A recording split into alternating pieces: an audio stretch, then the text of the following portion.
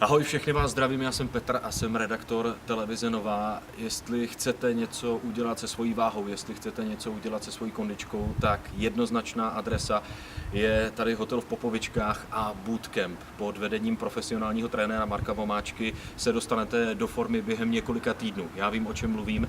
Ještě 4. ledna jsem vážil nějakých 108-110 kg, dneska mám 13 kg dolů a pokračuju a díky Bootcampu si myslím, že do léta ze mě bude takový svalovec, jako je z mého kolegy Michala Hrdličky, který taky na bootcamp chodí.